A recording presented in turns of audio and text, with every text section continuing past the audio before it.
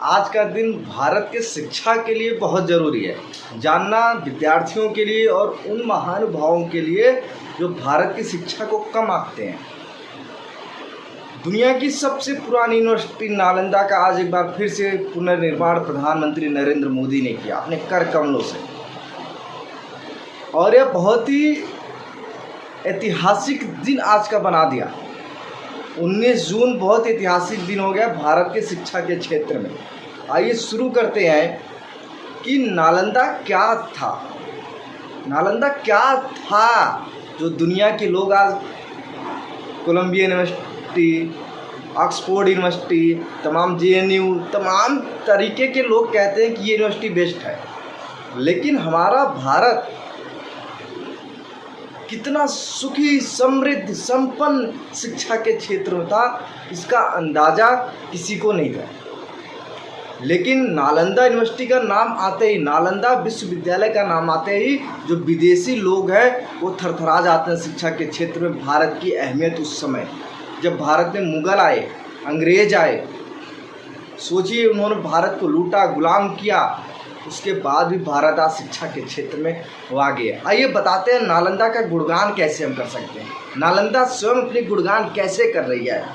मैं ज्ञान का स्रोत आलय था, मैं ज्ञान का स्रोत आलय था, विश्व का सर्वोत्तम विश्वविद्यालय था, मुझ में था वैभव सुख भरा, मुझ में था वैभव सुख भरा, मैं युग की गरिमा के लिए खड़ा, हाँ मैं ही नालंदा विश्वविद्यालय था, हाँ मैं ही नालंदा विश्वविद्यालय था। आज प्रधानमंत्री मोदी, बिहार के मुख्यमंत्री नीतीश कुमार जब नालंदा के विश्वविद्यालय में पहुँचे, जब उसका जीर्णोद्धार किया, उद्घाटन किया, तो मोदी ने क्या कहा, प्रधानमंत्री मोदी ने क्या कहा, आइए बताते हैं कि मेरे जीवन का एक मिशन है।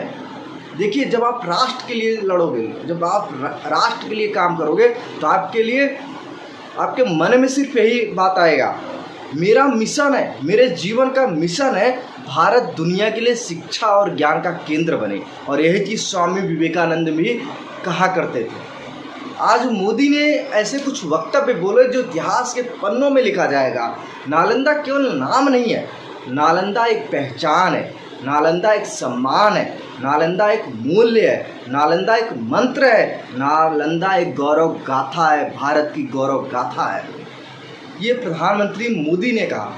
आइए जानते हैं नालंदा का इतिहास क्या है, क्या नालंदा पहले क्या था, अब क्या है। आइए इन सब चीज़ों को हम बहुत बारीकियों से जानते हैं। नालंदा के बारे में जो कहा जाता है, जो नालंदा का एक इतिहास है, बताते हैं आपको।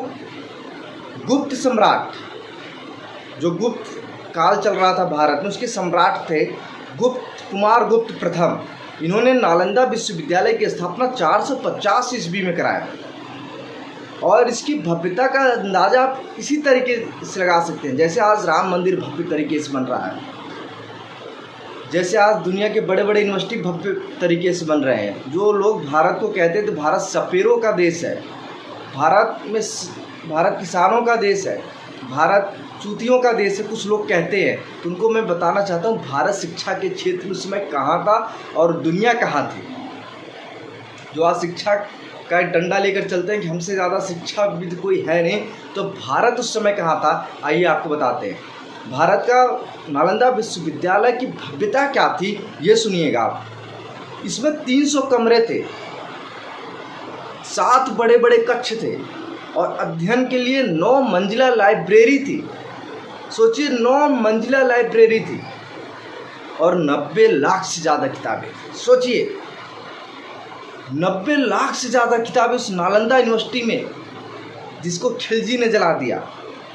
आइए बताते हैं कि इसमें 90 लाख से ज़्यादा किताबें, 9 मंजिला लाइब्रेरी थी। इसमें पढ़ाई क्या होती थी ये जानते हैं। आइए, इसमें धार्मिक ग्रंथ, लिटरेचर, लॉजिक, मेडिसिन, फिलोसॉफी, एंटोनॉमी जैसे विषयों की पढ़ाई होती थी। थियोलॉजी की भी पढ़ाई होती थी नालंदा विश्वविद्यालय में।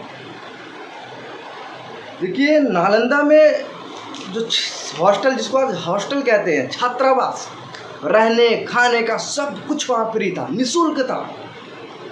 भारत, कोरिया, जापान, चीन, तिब्बत, इंडोनेशिया, ईरान, ग्रीस, मंगोलिया जैसे देशों के लोग यहाँ पढ़ने आते थे।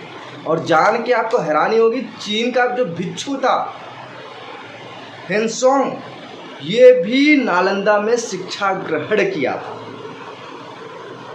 और आज नालंदा 831 सालों के बाद फिर से खड़ा हो गया।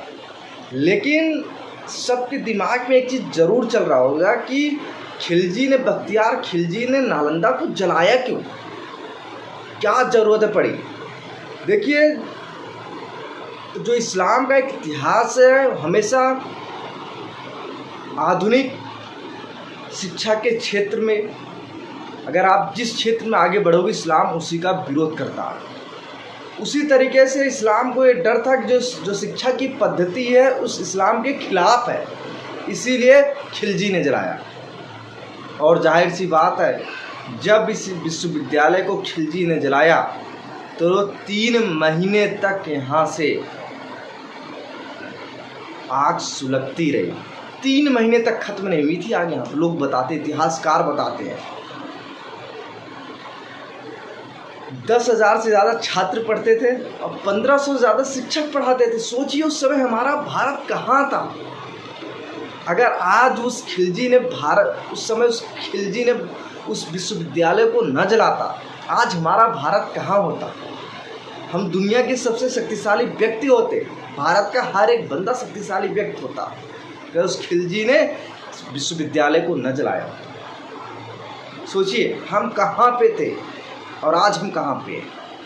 हमें अपने इतिहास को जानना होगा।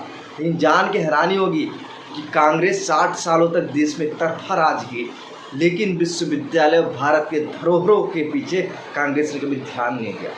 मोदी ने तीसरे कार्यकाल में आते ही 10 दिन के अंदर ये काम करके दिखाया। नमस्कार।